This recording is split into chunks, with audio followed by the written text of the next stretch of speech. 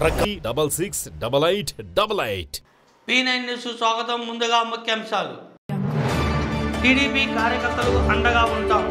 TDP రాష్ట్ర ఉపాధ్యక్షులు దామచర్ల.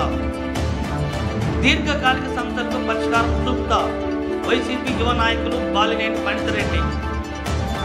75వ స్వాతంత్ర దినోత్సవాన్ని పురస్కరించుకొని ఆజాదీ కా అమృత్ మహోత్సవ కార్యక్రమంలో భాగంగా ఆర్మీలో సేవలు అందించిన జవాన్లను ఘనంగా సన్మానించారు. జిల్లా సైనిక్ వెల్ఫేర్ ఆధ్వర్యంలో ఒంగోలుని పాత రిమ్స్ ఆవరణలో గల సైనిక్ వెల్ఫేర్ కార్యాలయంలో జరిగిన కార్యక్రమంలో 1971 భారత బంగ్లా యుద్ధంలో పాల్గొన్న జవాన్లు పాల్గొన్నారు. అనంతరం జవాన్లకు జిల్లా సైనిక అధికారి ఎం రజనీ కుమారి ఘనంగా సన్మానించారు. అనంతరం రజనీ కుమారి మాట్లాడుతూ దేశ ప్రధాని నరేంద్ర మోడీ పిలుపు మేరకు ఆజాదీ కా అమృత్ కార్యక్రమంలో జన్ సమాధ్ ఉత్సవ కార్యక్రమాన్ని చేపట్టడం జరిగిందని అన్నారు. దేశ ప్రజల రక్షణ కోసం జవాన్లు పడుతున్న కృషి వెలకట్టలేదని అన్నారు. ఈ కార్యక్రమంలో సైనిక ఉద్యోగుల సంఘ అధ్యక్షులు నెప్పలి నాగేశ్వరరావు, కృపావతి, పార్వతి, మాజీ జవాన్లు అక్టోబర్ 24 నుంచి 31వ తేదీ దాకా కూడా మరి సంవాద ఉత్సవ్ అనే కార్యక్రమం జరుగుతూ ఉంది. ఆర్మీ, నేవీ, ఎయిర్ ఫోర్సు విభాగాల్లో అత్యుత్తమమైనటువంటి సేవలు అందించినటువంటి వారికి ఈరోజు పురస్కారం చేయటం జరుగుతూ ఉంది. ఈ కార్యక్రమంలో విచ్చేసిన అందరికీ నేను శుభాకాంక్షలు తెలియజేస్తూ ఉన్నాను. మరి మన భారతదేశ సరిహద్దుల్లో పహారా కాస్తూ నిత్యం మరి ఎంతోమంది దేశ సేవ కోసం తమ ప్రాణాలని అర్పించారు. వారికి మనం ఎంతో రుణపడి ఉన్నాము. మన ప్రియతమ ప్రధానమంత్రి గారి యొక్క ముఖ్యమైనటువంటి విజన్ ఏంటంటే 2021కి మరి ఆత్మనిర్భరత భారత్ను ఏర్పాటు చేయాలనేది ఆయన యొక్క ఉద్దేశం. కాబట్టి మనందరం కూడా ఆయన అడుగుజాడల్లో నడిచి ఆత్మనిర్భరత సెలబ్రేషన్స్ ఆఫ్ ఇండిపెండెన్స్ ఆజాదీకి అమృత్ మహోత్సవం దానిలో భాగంగా సంవాదోత్సవం జరుపుకుంటున్నాం. ఈ సందర్భంగా దేశం కొరకు అనేక సేవలు అందించిన మాజీ సైనికులు మరియు 1971వ సంవత్సరం యుద్ధంలో పాల్గొన్న వీర జవాన్లకు సన్మానించుటకు ఏర్పాట్లు చేయటం జరిగినది. 75వ సెలబ్రేషను 75వ లొకేషన్లో చేస్తున్నారు. దీనిలో ఆ 75లో మనది ఒకటి ఒంగోలు ప్రముఖ స్థానం ఆక్రమించింది. ఈ సందర్భంగా ఇక్కడికి ఇచ్చేసిన మాజీ సైనికులకు 71 వార్ వెటరన్స్కు ఇక్కడ విచ్చేసిన మాజీ సైనికులకి ఫస్ట్ నా హృదయపూర్వక నమస్కారములు. నన్ను ఈ ప్రోగ్రాంకి ఆహ్వానించినటువంటి జిల్లా సైనిక సంక్షేమ శాఖ అధికారిని మిసెస్ రజనీ గారికి నా హృదయపూర్వక నమస్కారములు. ఈ ప్రోగ్రాంకి ఎంతోమంది వీర జవాన్లు తమ ప్రాణాలు కోల్పోయి మనకి 71వ పాకిస్తాన్ ఇండియా బంగ్లాదేశ్ వార్లో తమ ప్రాణాలను కోల్పోయి మన ఇండియా గౌరవాన్ని నిలబెట్టినారు. కాబట్టి వాళ్ళందరికీ నా జోహార్లు. వారి కుటుంబాలు అన్నీ సంక్షేమంగా ఉండాలని ఆ జవాన్లందరినీ భగవంతుడు సర్వదా క్షేమంగా. అధికారులు 1971వ సంవత్సరంలో మరి బంగ్లాదేశ్తో జరిగినటువంటి యుద్ధంలో నేను స్వయంగా పాలుపంపులు పొందాను. 7 రోజులు నాకు భోజనం లేదు, నీళ్లు లేవు. అయినప్పటికీ కూడా నిరీక్షణ కలిగి హిమ్మత్తుతో మరి దేశం కొరకు మేము పోరాడాము. మరి అంతేకాదు ఈరోజు గుర్తించినారంటే నేను భారత ప్రభుత్వానికి, స్టేట్ ఆఫీసర్స్కి అందరికి కూడా నేను ఎంతగానో నేను థ్యాంక్స్ తెలియజేస్తున్నాను. ఇప్పటికైనా గుర్తించినారు, చాలా సంతోషము. మాకు ఏమీ డబ్బు మాకు ఇవ్వకపోయినా గుర్తింపు అనేది వచ్చింది కాబట్టి ప్రధానమంత్రి గారికి, అలాగే స్టేట్ ఆఫీసర్స్కు, స్టేట్ ముఖ్యమంత్రి గారికి, మరి జిల్లా సైనిక అధికారులు మేడం గారికి అందరికీ కూడా నేను ఈ విధముగా మమ్మలను టీడీపీ కార్యకర్తలకు అండగా ఉంటామని ఆ పార్టీ రాష్ట్ర ఉపాధ్యక్షులు దామచర్ల జనార్దన్ అన్నారు. కాజీపురం గ్రామంలో ఎంపీటీసీ సభ్యులు పునుగూరు గోపాలరెడ్డి, సర్పంచ్ మల్లేశ్వరి, పలు గ్రామాలకు చెందిన వార్డు సభ్యులు పార్టీలో చేరారు. దామచర్ల మాట్లాడుతూ రాష్ట్రంలో విద్యుత్ కోతలు అధికమయ్యాయని, చేతకాని విద్యుత్ మంత్రి ఉన్నారని విమర్శించారు.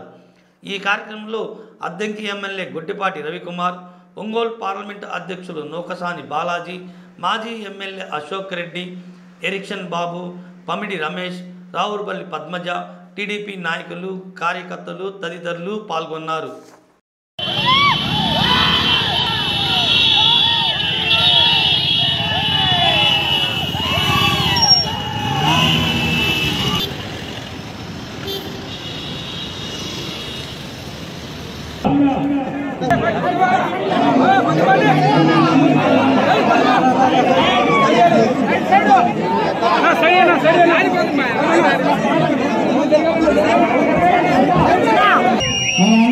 మొత్తముల అశోక్ రెడ్డి గారి సమక్షంలో తెలుగుదేశం పార్టీలో చేరుకున్న తెలుగుదేశం పార్టీలో చేరుకున్న పూనల్ గోపాలరెడ్డి గారికి, జగన్మోహన్ రెడ్డి గారికి, మల్లేశ్వరి గారికి బయటికి రాని ముఖ్యమంత్రి ఈ రోజు ఏం మాట్లాడాలనే తెలియని పరిస్థితుల్లో 1,40,000 కోట్ల రూపాయలు అప్పు తీసుకొచ్చి అన్ని కూడా ఏం చేసినో లెక్క కూడా లేని పరిస్థితుల్లో ఈ రాష్ట్రం జిల్లా రాష్ట్ర తెలుగుదేశం పార్టీ ఉపాధ్యక్షులు దామచర్ల జనార్దన్, అలాగే కొండపి శాసనసభ్యులు మా సోదరులు దోలా శ్రీ బాలవీరాంజనేయ స్వామి గారికి, ఈ కార్యక్రమానికి విచ్చేసినటువంటి జిల్లా తెలుగుదేశం మన ఒంగోలు పార్లమెంటరీ పార్టీ అధ్యక్షులు నూకసాని బాలాజీ గారికి, అలాగే ఎర్రగొండపాలెం ఇన్ఛార్జ్ అయినటువంటి ఎరిక్షన్ బాబు గారికి, దర్శి ఇన్ఛార్జ్.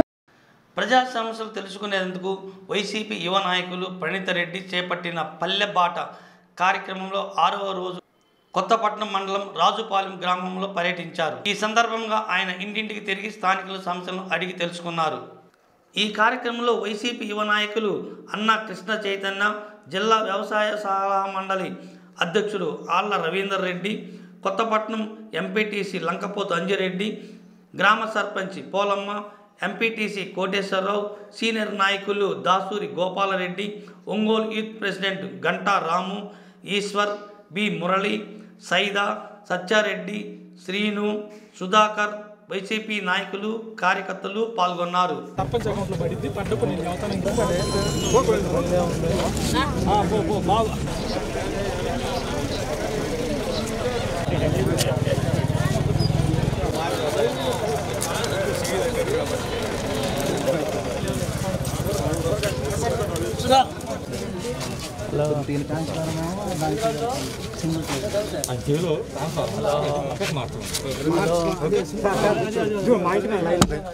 మన బయట తెగిపడి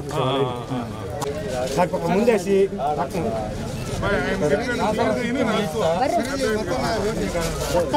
అయినట్టు బరి మీద పడేది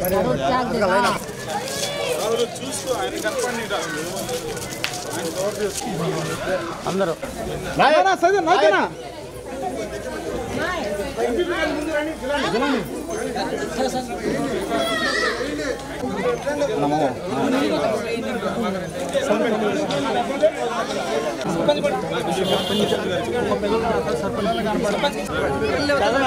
జగన్ జగన్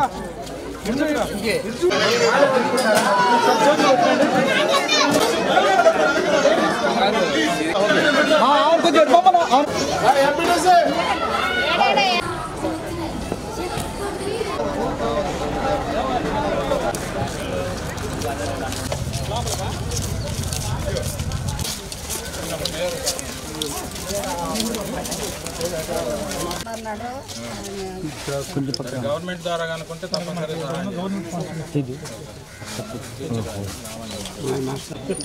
ఈ సమస్యలు తెలుసుకోవడానికి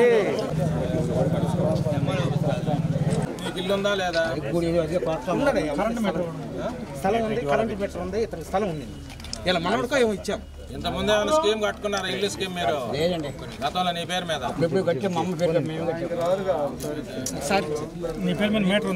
మాకు ఎక్కువ మీకు అది కాదు కాదు నీకు అక్కడైనా నీకు వైటేషన్ వచ్చింది చావు సచ్చావు పేరుకి లక్షల పూర్తి మాకు వచ్చి ఒక పుట్టే కాకపోతే మంచిది ఇది పనికి వచ్చిందని అందుకే రాజపాలెం రావడం జరిగింది. పబ్లిక్లో చాలా వరకు రెస్పాన్స్ బాగుంది, కానీ కొన్ని ఇష్యూస్ కూడా ఉన్నాయి. లోకల్గా కొంచెం డెవలప్మెంట్ జరగట్లేదని అవన్నీ మేము సెగ్రిగేట్ చేసి ఎట్లా చేయాలి ప్లాన్ చేసుకుంటున్నాము. అది కాకుండా కొన్ని పెన్షన్లు పోటాలు, కొన్ని చిన్న టెక్నికల్ ఇష్యూస్ వల్ల కొంతమంది పెన్షన్స్ పోటాలు, కొంతమంది ఊరి నుంచి వెళ్ళిపోవటం వల్ల వాళ్ళకి ఇల్లు రాకపోవటాలు, ఇలాంటి చిన్న ఇష్యూస్ ఉన్నాయి. అవన్నీ కూర్చొని ఎట్లా ప్లాన్ చేసి ఎట్లా క్లియర్ చేసుకోవాలో ఆ విధంగా హెల్ప్ చేస్తున్నాం మేము అందరికీ. సో ఇవాళ నాతో పాటు ఇలా ట్రావెల్ చేసినందుకు ఈ కొత్తపడిన నాయకులందరికీ, ముఖ్యంగా ఎంపీపీ గారికి అంజిరెడ్డి గారికి, అట్లాగే కొత్తపడిన నాయకుడు ఆల్ రవీంద్ర రెడ్డి గారికి, అందరికీ ఇక్కడ ఈ విలేజ్ ఎంపీటీసీకి, సర్పంచ్ గారికి అందరికీ నా ధన్యవాదాలు తెలుపుకుంటున్నాను.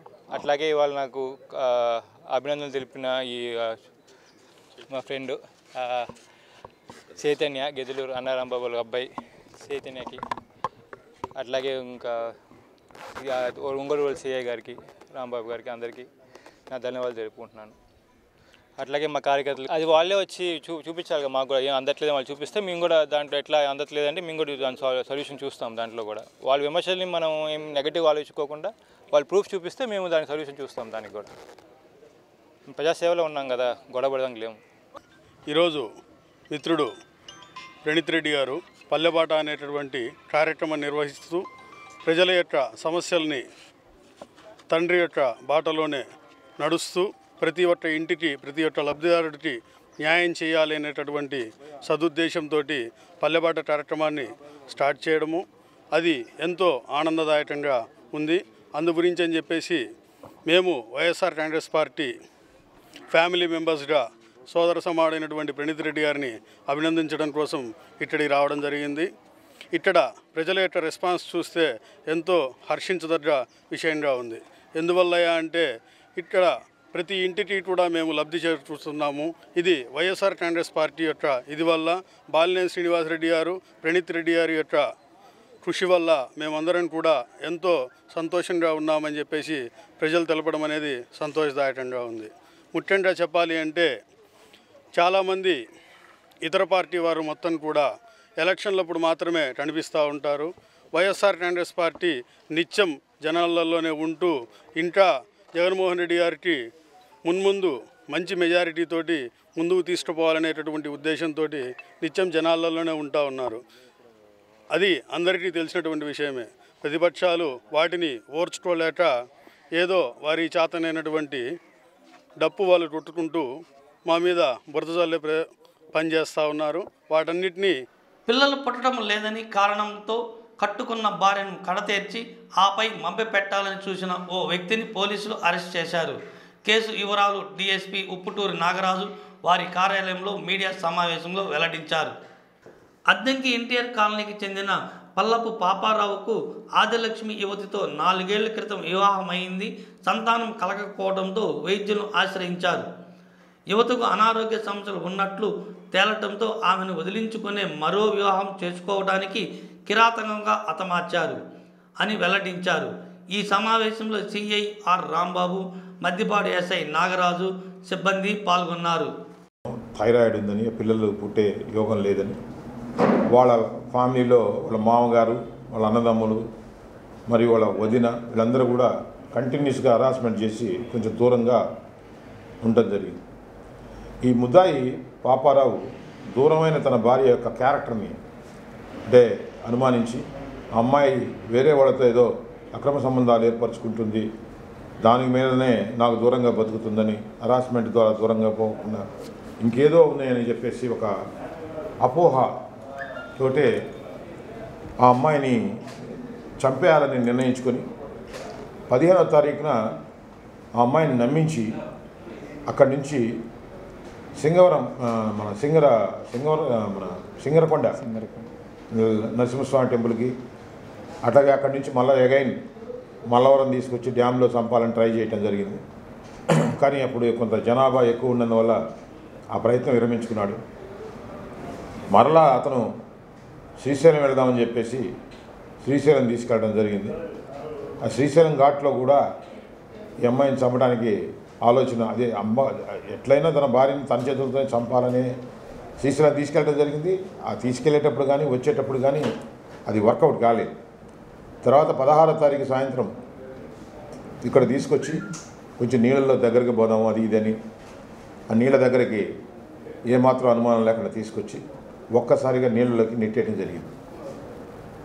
నెట్టేసిన తర్వాత అమ్మాయి ఊహించని పరిణామానికి షాక్ తిని ఆ బండలు పట్టుకొని పైకి ఎక్కొచ్చే క్రమంలో ఒక బండరాయి తీసుకొని ఆ నెత్తి మీద గట్టిగా మోది ఆ నీళ్ళల్లో మునిగిపోయేదాకా కూడా ఆ బండరాయితో మోదేసేసి చనిపోయిందని కన్ఫర్మ్ చేసుకున్న తర్వాత ఆ అమ్మాయి సెల్ ఫోన్ తీసుకెళ్ళేసి కలవకూడని ఒక ఊరి దగ్గర నుండి ఒక గుంటలో పడేయటం జరిగింది.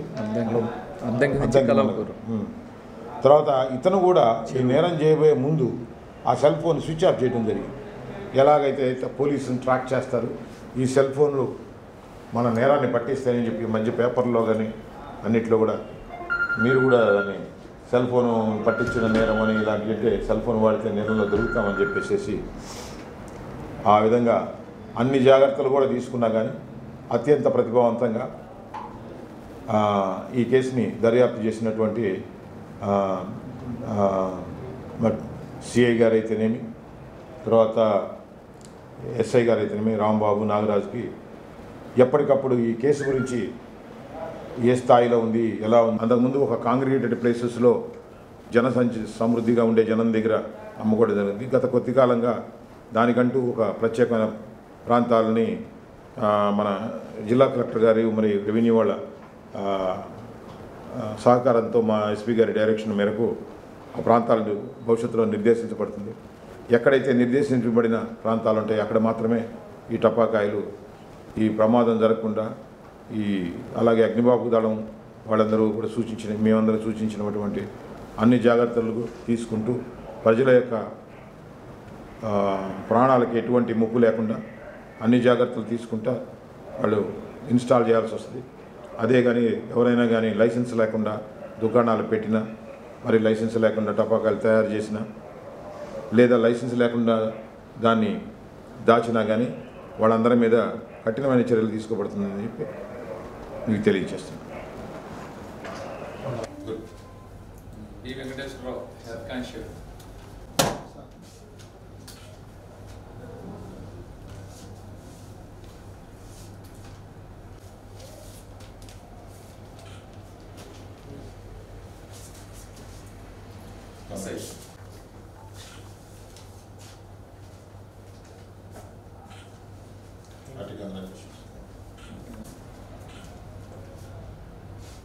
స్వాతంత్రం వచ్చి 75 సంవత్సరాలు గడుస్తున్న దేశంలో బీసీ కులగణన చేపట్టడంలో కేంద్ర ప్రభుత్వం పూర్తిగా విఫలమైందని బీసీ సంక్షేమ సంఘ రాష్ట్ర అధ్యక్షులు కేశన శంకర్రావు ఆరోపించారు.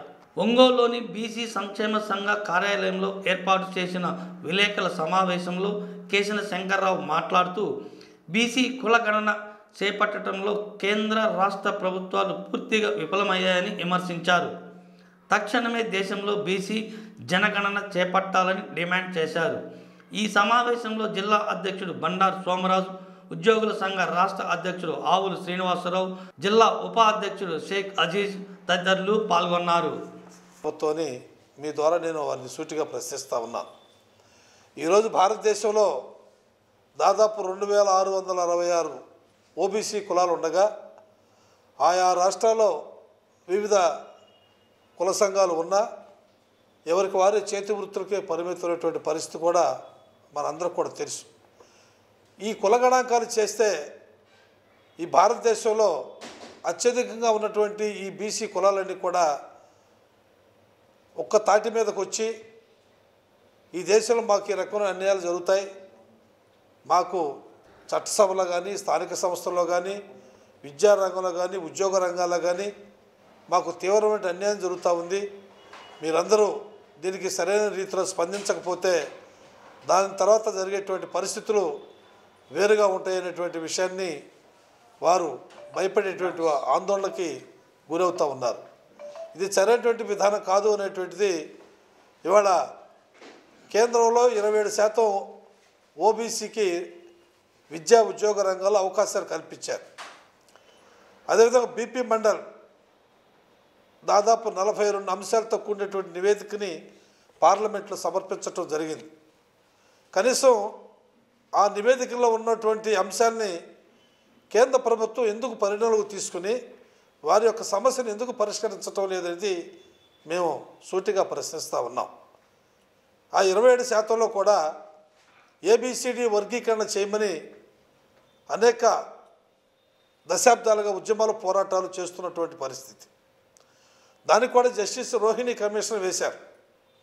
గత 4 సంవత్సరాల నుంచి కూడా ఎక్కడేసిన గొంగడి అక్కడే ఉన్న సందర్భంగా ఉన్నటువంటి పరిస్థితి. ఈ రోజున కేంద్రంలో ఓబీసీలు సరైనటువంటి ఆదరణ లేక సరైనటువంటి న్యాయం జరగక ఎంతో తీవ్రమైన ఆందోళనకు గురవుతున్నటువంటి పరిస్థితుల్లో ఓబీసీలకి కులగణాంకాలు చేయాలని చెప్పని మేము రాష్ట్ర వ్యాప్తంగా అన్ని ప్రాంతాల్లో కూడా సభలు సమావేశాలు పెట్టి ప్రజలు చైతన్యవంతులు చేసే విధంగా కార్యక్రమాలు తీసుకుని ముందుకు వెళ్తూ ఉన్నాం.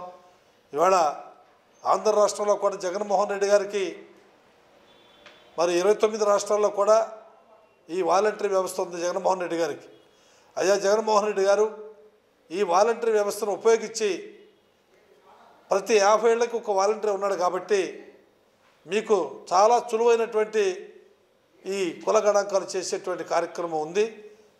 దీన్ని మీరు ఆ విధంగా కొనసాగించమని అనేక సందర్భాల్లో కూడా వారికి కూడా మేము వివరించడం కూడా జరిగింది. అదేవిధంగా ఇటీవల బీహార్ ముఖ్యమంత్రి నితీష్ కుమార్ ప్రతిపక్ష నాయకులతో కలిసి మరి ఆయన పార్లమెంట్లో ఉన్నటువంటి నరేంద్ర మోడీ గారికి కూడా కలవటం కూడా జరిగింది. దేశంలో పెద్ద సమస్యగా ఉన్నటువంటి ఓబీసీ కుల గణాంకాన్ని చేపట్టాలని వారు కూడా మరి ప్రధానమంత్రి గారిని కోరటం కూడా జరిగింది. తప్పనిసరిగా మరి నేను జరిపిస్తానని చెప్పడం బయటకు వచ్చినటువంటి వ్యక్తులు చెప్పడం కూడా జరిగింది.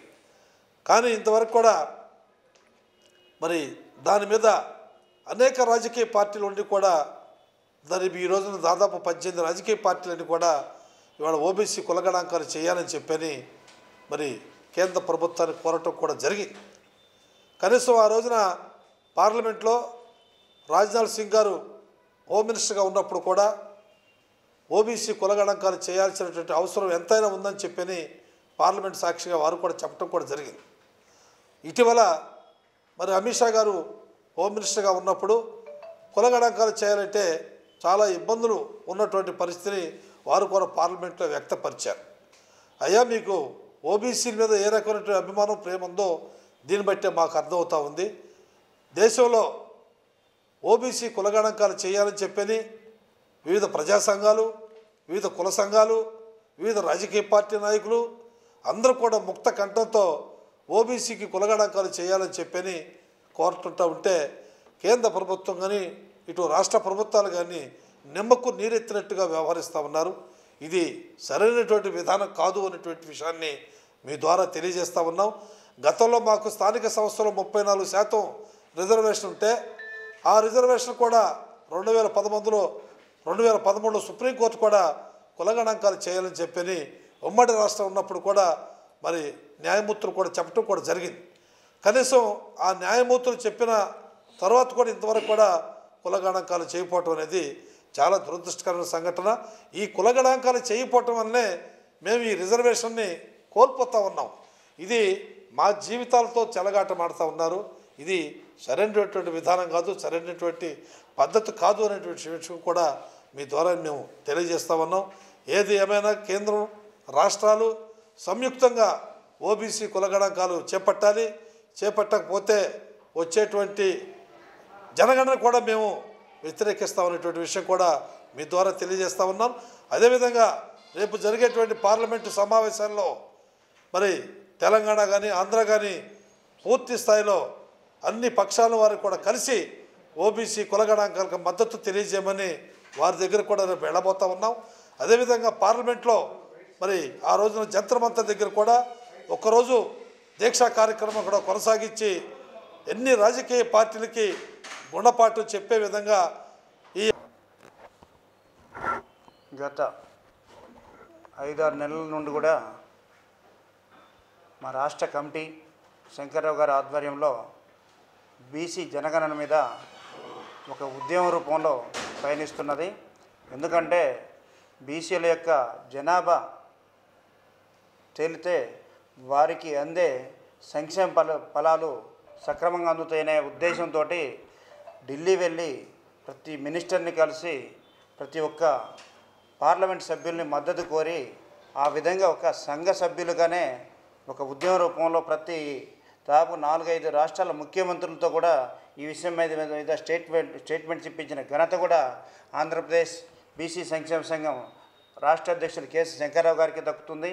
అదేవిధంగా మన రాష్ట్రానికి విషయానికి వస్తే 13 జిల్లాల్లో కూడా ఒక్కొక్క జిల్లాలో 2-3 సార్లు ఈ సమస్యల మీదే ప్రెస్ మీట్ పెట్టడం కానీ, ధర్నా చేయటం కానీ, లేదా నిరసన తెలియజేయడం కానీ, కలెక్టర్ ఆఫీసుల దగ్గర మెమోరాండం ఇవ్వడం కానీ జరుగుతూ ఉంది. ఆఖరికి దీని మీద రిజల్ట్ వచ్చే వరకు కూడా పోరాడడానికి ఆంధ్రప్రదేశ్ బీసీ సంక్షేమ సంఘం అదేవిధంగా మన ప్రకాశం జిల్లా కమిటీ ముందుంటుందని తెలియజేస్తున్నాం. అదేవిధంగా ఇప్పుడు చేసిన ఉద్యమం ఫలితంగా ప్రతి ఒక్కరూ ఈరోజు బీసీ జపం జపిస్తున్నారు. అన్ని రాజకీయ పార్టీలు కూడా ఇప్పుడు ఒక్కొక్కరుగా బయటకు వచ్చి మొన్న ఈ మధ్య చంద్రబాబు నాయుడు గారు కూడా ఢిల్లీ పోయి బీసీ జనగణన జరగాల్సిందని చెప్పారు. ఇంతకుముందు ఏమైపోయిందని మేము అడుగుతున్నాం. కాబట్టి బీసీలకు ఎక్కడ అన్యాయం జరిగినా మా రాష్ట్ర అధ్యక్షుడు శంకర్రావు గారు ముందుండి ప్రతి సమస్య మీద ఫైట్ చేస్తూ ఉంటారు. దానికి మా వంతు సాయంగా ఆయన వెంట మేమందరం నడుస్తామని తెలియజేస్తూ, ముఖ్యంగా ఈరోజు ఈ కార్యక్రమంతో పాటు మన ఎర్రజర్ల గ్రామంలోని మంగళాద్రిపురంలో గంగాభవాని అమ్మవారి ప్రతిష్టాపన కార్యక్రమంలో కూడా ఆయన్ని ఆహ్వానించున్నారు. ఆ కార్యక్రమం కూడా చూసుకున్న తర్వాత మిగతా జిల్లాలకి ఆయన పయనం అవుతారని తెలియజేస్తూ, అమ్మవారి ఆశీస్సులు కూడా బీసీ సంక్షేమ సంఘానికి, మా శంకర్రావు గారికి, మా సంఘ సభ్యులందరికీ ఉండాలని కోరుకుంటూ సెలవు తీసుకుంటాను. జై హింద్, జై బీసీ. బీసీ కుల జనగణన జరగాలని చెప్పని గత కొన్ని నెలలుగా ఆందోళన చేస్తున్నాం. కానీ కేంద్ర రాష్ట్ర ప్రభుత్వాలు మాత్రం స్పందన లేదు. ఎందుకంటే గతంలో రాజ్నాథ్ సింగ్ గారు 2014లో లోక్సభలో అడిగినప్పుడు 2021లో మామూలుగా బీసీ కుల జనగణన చేస్తామని చెప్పడం జరిగింది. కానీ ఈ రోజున మాట తప్పేసి కుల జనగణన మేము చేయలేమని చెప్పంటున్నారు. సుప్రీంకోర్టు క్లియర్గా అడిగింది, బీసీ కుల జనగణన జరగకుండా, బీసీలు ఎంతమంది ఉన్నారో తెలియకుండా, బీసీలకి సంక్షేమ పథకాలు మీరు ఏం అమలు పరుస్తున్నారో తెలియకుండా, వాళ్ళు సామాజికంగా, ఆర్థికంగా, రాజకీయంగా ఏ స్థితిలో ఉన్నారో తెలుసుకోకుండా మామూలుగా మేము దీన్ని తీర్పులు చెప్పలేమని చెప్పినా కూడా మామూలుగా స్పష్టంగా చెప్పినా కూడా కేంద్ర ప్రభుత్వం నిస్సిగ్గుగా మామూలుగా మేము కేంద్ర బీసీ కుల జనగణన జరపలేము, ఆ విధంగా జరిపితే అనేక అరిష్టాలు వస్తాయి, అనేక మత ఘర్షణలు వస్తాయి అని చెప్పని వాళ్ళు చెప్తున్నారు. అంతేకాకుండా మామూలుగా 46 లక్షల కులాలు ఉన్నాయని చెప్తున్నారు. అదంతా కూడా శుద్ధాబద్ధం. మామూలుగా గతంలో చెప్పారు 5,000 కులాలు ఉన్నాయి, 5,000 ఉప కులాలు ఉన్నాయని చెప్పారు. కానీ 46 లక్షల కులాలు ఉన్నాయని చెప్పి ఎక్కడా చెప్పాలా. ఎందుకంటే ఈ విధంగా చెప్పేసి మభ్యపరిచి మామూలుగా బీసీలని మామూలుగా ఎదనేకుండా మామూలుగా అణచడానికే మాత్రం ఈ కేంద్ర రాష్ట్ర ప్రభుత్వాలు మాత్రం అనుసరిస్తున్నాయి. కానీ బీసీల మీద ఎక్కడా కూడా మామూలుగా వాళ్ళకి చిత్తశుద్ధి లేదు, వాళ్ళ అభివృద్ధి మీద కాంక్ష లేదు. ఎంతసేపటికి మామూలుగా బీసీలని ఒక ఓట్ బ్యాంక్ అని ఉపయోగించుకుంటున్నారు. కానీ బీసీని కుల జనగణన జరిగితే వీళ్ళు ఎంతమంది ఉన్నారో తెలిసి మాకు అంత మాట రావాలని చెప్పని ఎక్కడ తిరుగుబాటు చేస్తారని చెప్పని భయపడి మా వాళ్ళు చేయకుండా పారిపోతున్నారు.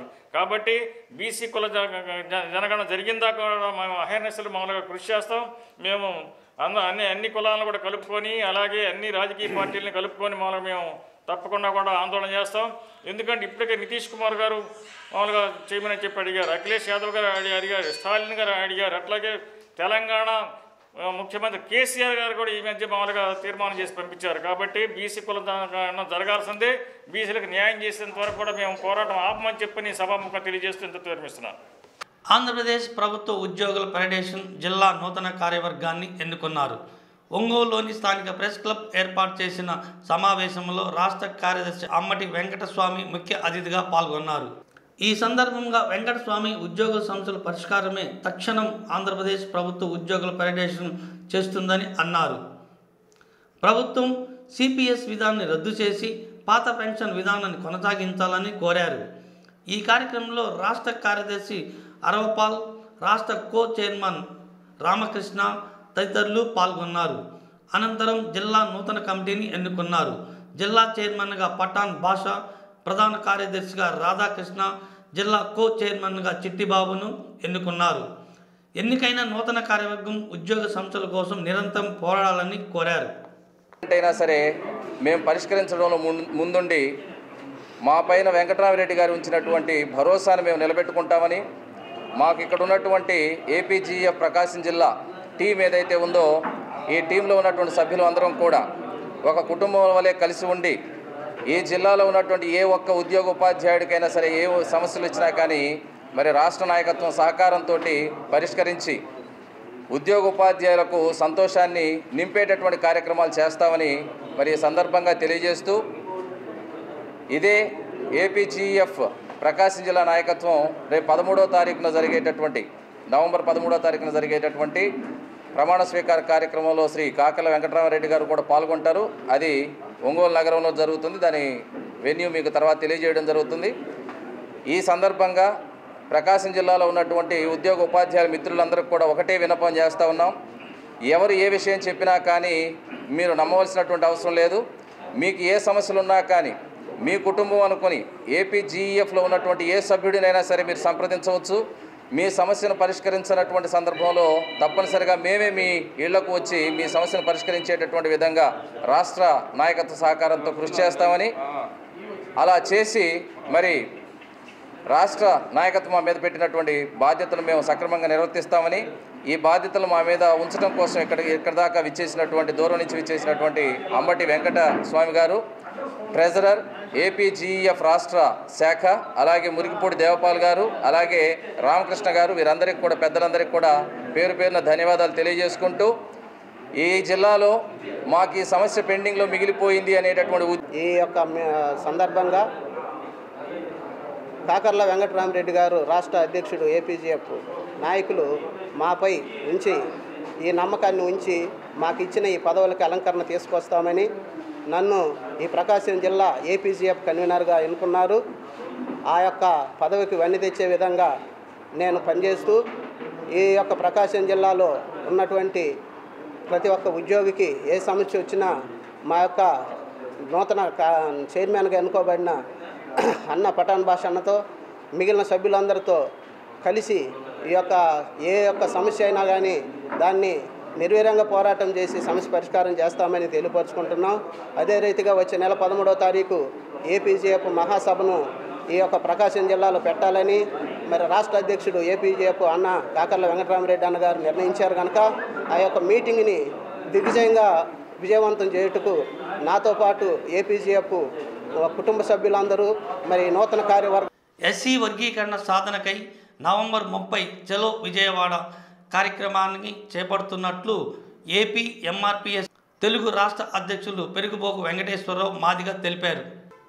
ఒంగోలులోని స్థానిక ప్రెస్ క్లబ్లో జరిగిన సమావేశంలో పెరుగుబోకు వెంకటేశ్వరరావు మాదిగ మాట్లాడుతూ, బీజేపీ ప్రభుత్వం అధికారంలోకి వచ్చిన వెంటనే ఎస్సీ వర్గీకరణ చేపడతామని చెప్పిన బీజేపీ నాయకులు హామీని విస్మరించారు అన్నారు. కృష్ణ మాదిగ ఆడుతున్న డ్రామాల వల్ల వర్గీకరణ ఆలస్యం అవుతుందని తెలిపారు. ఈ సమావేశంలో జిల్లా అధ్యక్షుడు అత్తింటి రాజు, యువసేన అధ్యక్షుడు చాట్ల దాసు, ఎలియా, క్రిస్టఫర్, పోలయ్య, జయకుమార్, ఆరోగ్యరావు, వినోద్ తదితరులు పాల్గొన్నారు. కాలు జారి పడ్డాడు, ఇంట్లో రెస్ట్ తీసుకోవాలి కదా, ఆయన మళ్ళీ మంచం యాత్రలు పెట్టడం ఏంటి? ఢిల్లీలో ఒక 20 రోజులు, హైదరాబాద్లో ఒక 20 రోజులు, విజయవాడలో ఒక 20 రోజులు, మళ్ళీ విశాఖపట్నం, కడపలో కూడా ప్రకటించేశాడు ఆయన. ఈ మంచం యాత్ర వల్ల మాదిగల కొరికేది ఏమిటని నేను అడుగుతా ఉన్నాను. కాబట్టి బీజేపీ ప్రభుత్వం ఇచ్చిన మాట తప్పింది. వెంకయ్యనాయుడు దగ్గర కాళ్ళు పట్టుకున్నావు, వెంకయ్యనాయుడు కోసం సభలు జరిపావు, వెంకయ్యనాయుడిని ఉపరాష్ట్రపతి కావడానికి మాదిగలు కారణమయ్యారు. కేంద్ర మరి హోంశాఖ మంత్రిగా కిషన్ రెడ్డి ముందుకు పోవడానికి పనికొచ్చింది తప్ప మాదిగలకు జరిగింది ఏమిటని సందర్భంగా కృష్ణ మాదిగని మేము నిలదీస్తా ఉన్నాం.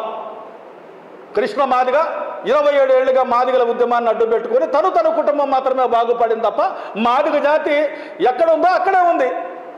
విశామార కమిషన్ రాజశేఖర రెడ్డి గారి హయాంలో కేంద్ర ప్రభుత్వం 2 రాష్ట్రాలకే పరిమితం చేస్తూ ఉషా మెహ్రా కమిషన్ వేసినప్పుడు ఆ ఉషా మెహ్రా కమిషన్ ఎందుకు కృష్ణమాదిగా ఫాలోఅప్ చేయలేదు? న్యాయస్థానంలో 2004లో సుప్రీంకోర్టు సాంకేతిక కారణాలు చూపించి కొట్టేసినప్పుడు అప్పుడు ఎందుకని ఒక లాయర్ని నియమించలేదు? ఇప్పుడు సుప్రీంకోర్టులో అది ఫుల్ బెంచ్కి వెళ్తున్న నేపథ్యంలో నేను ఖచ్చితంగా ఇంప్లీడ్ అవుతానని చెప్పి 2 రాష్ట్రాల్లో 2 తెలుగు రాష్ట్రాల్లో కూడా 3 కోట్ల రూపాయలు పైచులకు దండుకొని నువ్వు ఇంప్లీడ్ కాకపోగా ఒక ప్లీడర్ని కూడా పెట్టకపోగా ఒక పిటిషన్ కూడా వేయకపోగా మళ్ళీ నువ్వు మంచయాత్రలు పెట్టి మాదిగ ఉద్యమాన్ని పక్కదారి పట్టిస్తూ ఉన్నావు. బీజేపీ ప్రభుత్వం రెండోసారి అధికారంలోకి వచ్చిన వర్గీకరణ చేపట్టకుండా ఉన్న ప్రభుత్వం మీద దండోరా వేయాల్సినటువంటి సమయంలో అది కిషన్ రెడ్డి మాత్రమే సాధ్యమవుతుందని ఆయనతో ఈయన దగ్గర కూర్చొని ఆయనకు అనుకూలంగా ఈయన ప్రకటనలు ఇవ్వటం అంటే ఇక్కడ కృష్ణమాదిగ వర్గీకరణ లక్ష్య సాధన కోసం, మాదిగల సమగ్ర అభివృద్ధి కోసం, మాదిగ జాతికి రావాల్సినటువంటి హక్కుల కోసం మాట్లాడకుండా రాజకీయాలు చేస్తున్నాడు, బీజేపీ కనుసన్నల్లో నడుస్తున్నాడు. ఇది మాదిగ జాతికి చేసేటటువంటి తీరని ద్రోహం అని సందర్భంగా మేము తెలియజేస్తా ఉన్నాం. కాబట్టి నిజాయితీ ఉంటే ఉషా మెహ్రా కమిషన్ను ఫాలోఅప్ చేయాలి, నిజాయితీ ఉంటే నువ్వు ఇంప్లీడ్ కావాలా సుప్రీంకోర్టులో. కాబట్టి న్యాయస్థానం న్యాయ పోరాటం చేయాల్సిన సమయంలో చలో ఢిల్లీకి పిలుపునివ్వటం అంటే ఇక్కడ సుప్రీంకోర్టులో ఉంది కదా, మాదేముందని చంద్రబాబు నాయుడు గారు అంటారు, వైఎస్ జగన్మోహన్ రెడ్డి గారు అంటారు. మరి న్యాయ పోరాటం చేయాల్సిన చోట న్యాయ పోరాటం చేయకుండా నువ్వు చలో ఢిల్లీకి పిలుపునివ్వటం వల్ల మాదిగల్ని తప్పుదావ పట్టించి మాదిగల మంచితనాన్ని, మాదిగల అమాయకత్వాన్ని కృష్ణమాదిగ వాడుకుంటున్నాడు తప్ప ఇది మాదిగ జాతికి 27 ఏళ్ళైనా వర్గీకరణ రాకపోవటానికి అడ్డంకి ఎవరో కాదు, మాలలు కాదు, రాజకీయ పార్టీలు కాదు, కృష్ణమాదిగే అడ్డంకి. కాబట్టి ఈ కృష్ణమాదిగ వల్లే మాదిగలు 50 సంవత్సరాలు వెనక్కిపోవటం అనేది జరిగింది. ఈ రోజున మాదిగ కార్పొరేషన్కి నిధులు లేవు, ఈ రోజున లిడికాప్కి ఇంతవరకు ఒక పునాది ఏర్పడలేదు. ఈ రోజుకి కూడాను మరి కృష్ణపట్నం తోళ్ల పరిశ్రమ 15,000 మందికి ఉద్యోగాలు వచ్చేటటువంటి ఆ ఒక పథకాన్ని అమలు చేసే దాంట్లో, ఆ ప్రాజెక్ట్ని అమలు చేసే దాంట్లో కృష్ణమాదిగ పాత్ర అలాంటిది ఉండదు. కాబట్టి వర్గీకరణ పైన కృష్ణమాదిగ వైదొలిగితేనే వర్గీకరణ ఉద్యమాన్ని అడ్డు పెట్టుకొని మాదిగ జాతిని మరి మోసగిస్తున్నటువంటి కృష్ణమాదిగని మరి మాదిగ మహాజన నేత శ్రీ పేరుపోగడ్డి వెంకటేశ్వరం మాదిగ అన్న నాయకత్వంలో నవంబర్ 30న చలో విజయవాడ తీసుకోవడం జరిగింది. అన్న పిలుపు మేరకు 13 నియోజకవర్గాలు, ప్రకాశం జిల్లా అంతా 12 నియోజకవర్గాలు చుట్టుముట్టి జనాన్ని అధిక సంఖ్యలో తరలించడానికి కార్యకర్తలంతా సిద్ధమవుతున్నారు. కాబట్టి వర్గీకరణ సాధించే దాంట్లో ప్రకాశం జిల్లా తాడోపేడ తేల్చుకునే భాగంలో ముందుంటుందని చెబుతున్నాం. Thank you. లెప్రసీ వ్యాధితో బాధపడుతున్న వారికి వింగ్స్ స్వచ్ఛంద సంస్థ ఆధ్వర్యంలో నిత్యావసర వస్తువులు అందజేశారు. ఒంగోలు క్లౌప్లేట 5వ లైన్లోని వింగ్స్ కార్యాలయంలో ఏర్పాటు చేసిన సేవా కార్యక్రమంలో సంస్థ ప్రెసిడెంట్ చింతపల్లి రామకృష్ణ ముఖ్య అతిథిగా పాల్గొని లెప్రసీ వ్యాధిగ్రస్తులకు నిత్యావసర సరుకులను పంపిణీ చేశారు. అనంతరం చింతపల్లి రామకృష్ణ మాట్లాడుతూ వింగ్స్ స్వచ్ఛంద సంస్థ ఆధ్వర్యంలో ప్రతి నెల నిర్వహించే సేవా కార్యక్రమంలో భాగంగా లెప్రసీ వ్యాధిగ్రస్తులకు అందించడం జరుగుతుందని అన్నారు.